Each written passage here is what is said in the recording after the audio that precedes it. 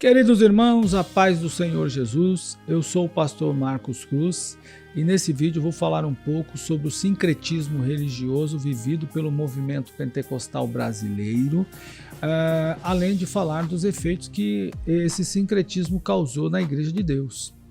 Antes, porém, de seguir para a exposição do conteúdo, eu quero pedir para você compartilhar esse vídeo com os seus contatos. Se você fizer isso, você vai nos ajudar a fazer com que esse canal cresça, ok? Bom, falando de sincretismo, o que é isso?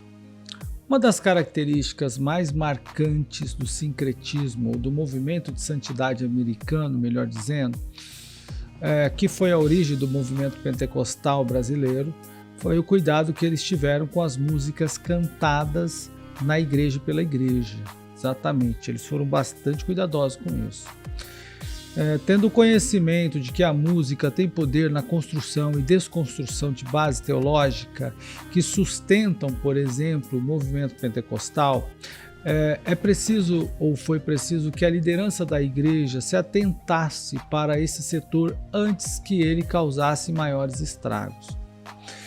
Não é de se estranhar, por exemplo, que nos dias de hoje, trazendo isso para o Brasil, há cantores evangélicos ou ex-evangélicos que tentam manchar a imagem da igreja por meio de depoimentos que buscam constranger a liderança da igreja de onde eles saíram, por exemplo, ou onde eles não têm mais credibilidade para cantar.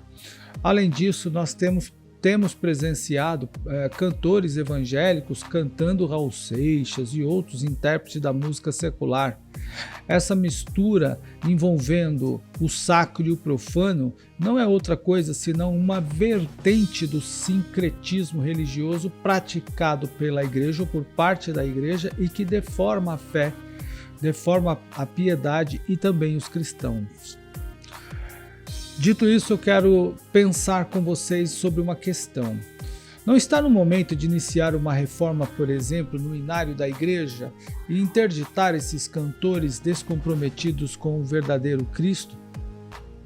Para mim, o cantor, o músico, o pregador, seja qualquer que for, que não fala a língua, a doutrina da igreja deve ser impedido. E eles também não podem ter espaço na igreja, por exemplo. Devemos fazer as mesmas ações ou tomar a mesma atitude do que o movimento de santidade dos Estados Unidos tomou. Eles reformaram a inódia da igreja. Para eles, os cantores desconectados com a teologia da igreja foram eliminados do mapa. Em outras palavras, canta o que a gente crê e prega ou não canta. Porque essa mistura de tudo não dá certo. Em nossos dias, muitos cantores, e tem hinos até que estão colocando a culpa do pecado em Deus. O homem pratica o pecado, mas eles estão colocando a culpa em Deus. Pode isso?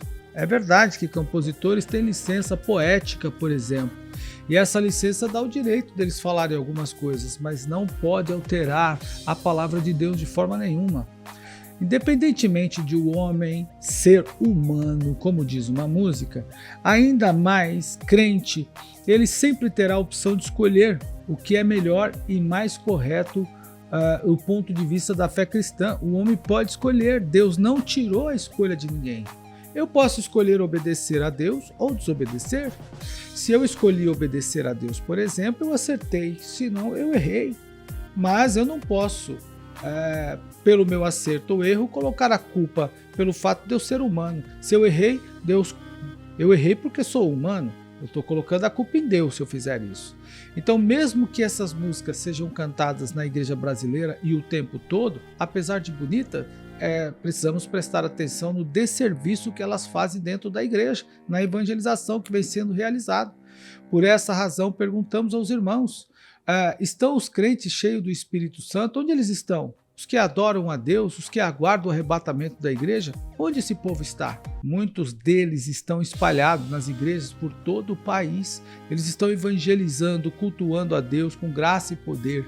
Mas outros, no dizer de muitos, estão fazendo a única coisa que sabem fazer. Ou o quê? Errar. É exatamente isso que a música, por exemplo, que eu estou falando, que está em questão, diz. Por fim, como canta o poeta, os humanos estão fazendo humanidades e não sabem fazer nada além de pecar. Por essa razão, não podemos esperar nada de bom deles, porque não sabem escolher o que é melhor. É isso, ou foi isso, que o cantor diz. Confesso que eu tenho orado e pedido a Deus para que levante compositores convertidos e doutrinados teologicamente dentro da igreja. Se isso acontecer, com certeza as coisas vão mudar, os hinos serão mais inspirados e nós seremos abençoados. Um abraço e até o próximo vídeo.